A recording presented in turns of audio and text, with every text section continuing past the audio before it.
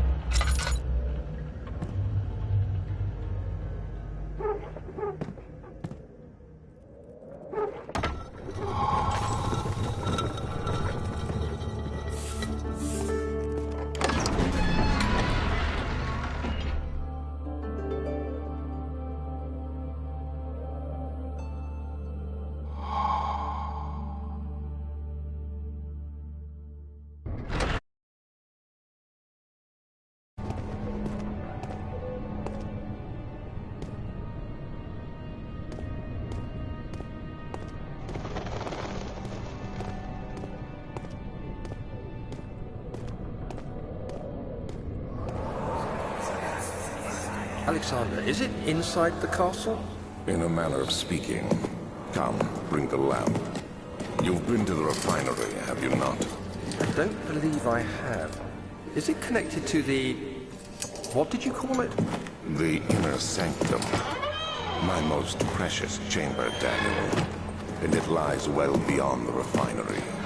In fact, it lies beneath the very stone of Brandenburg.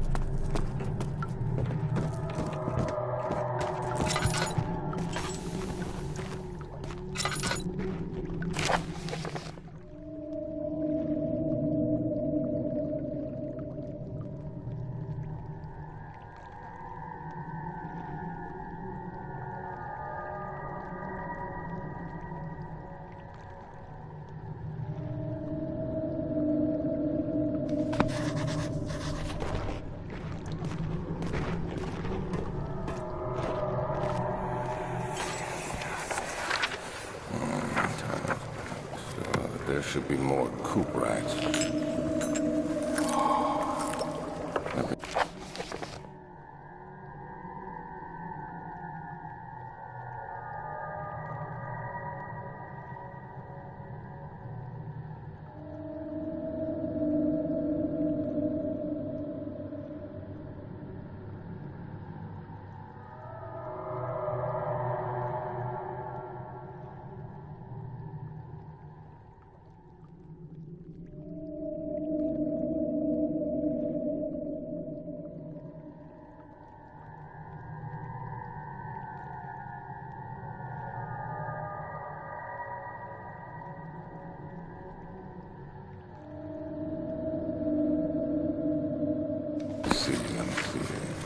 And one part aqua force.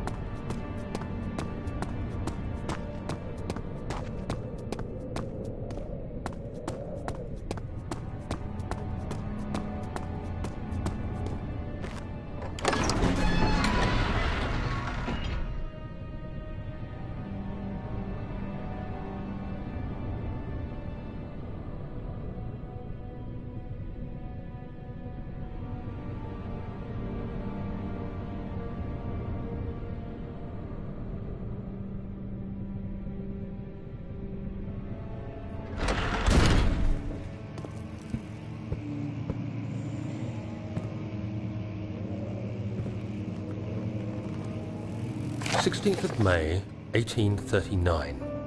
The unflinching African sun has continued to plague our expedition, making it impossible to dig until dusk.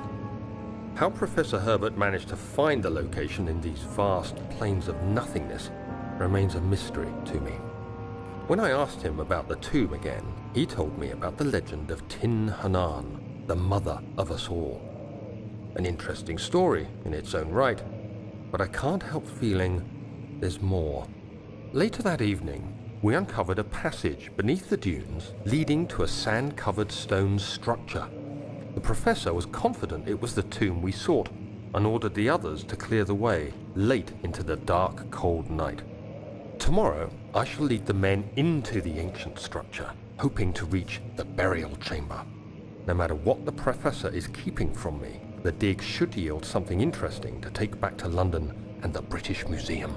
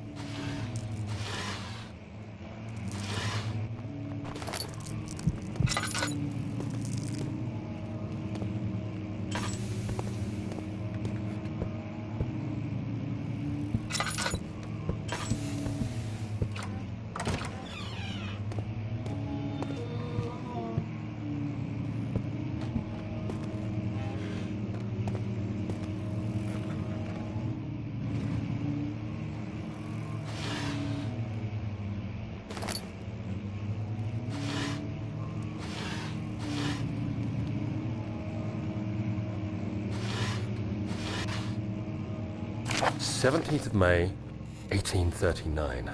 My hands tremble as I write.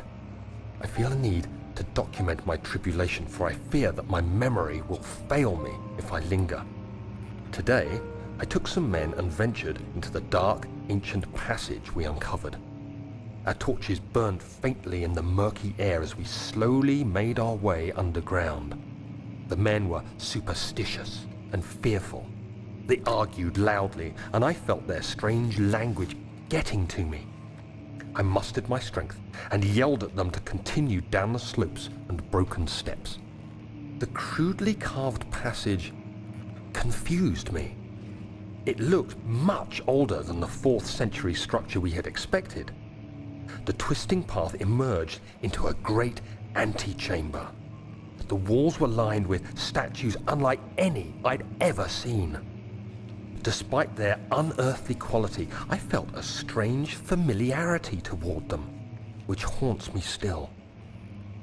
At the far end of the chamber, a great slab of stone sealed off whatever lay ahead.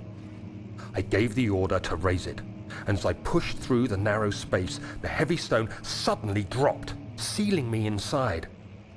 I was trapped.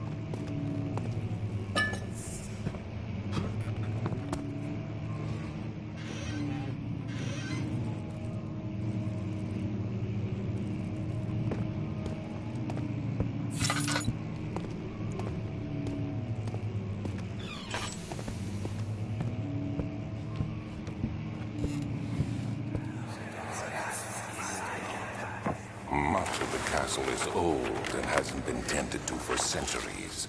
When the shadow arrives, it won't take long until things start falling apart.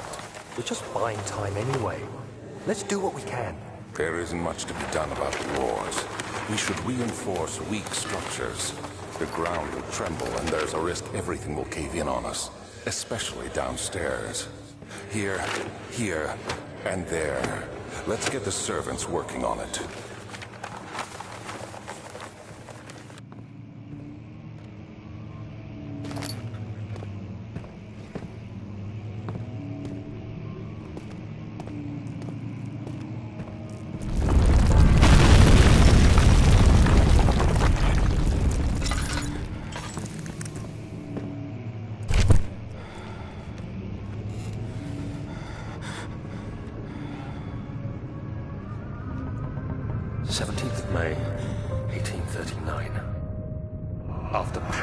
Unforgiving stone wall for what seemed like an eternity, I realized it was hopeless. I was trapped. I fell to the ground, gasping for air, trying to focus. That's when I saw a faint blue shimmer. My weakened body was heavy to carry, but I managed to push myself toward the enchanting light. It was waiting for me. Enclosed in dark nothingness, I felt myself drawn to the mystic light. I reached out, closing it in my hands. The faint glow escaped my fingers and began to spark brightly and spirit me away, unlocking alien memories of spiraling towers, endless deserts, and impossible geometry. The next thing I can remember is the grating sound of stone being lifted, the voices of the Arabs pulling me to safety, and grasped firmly in my hands was the broken pieces of a most peculiar relic.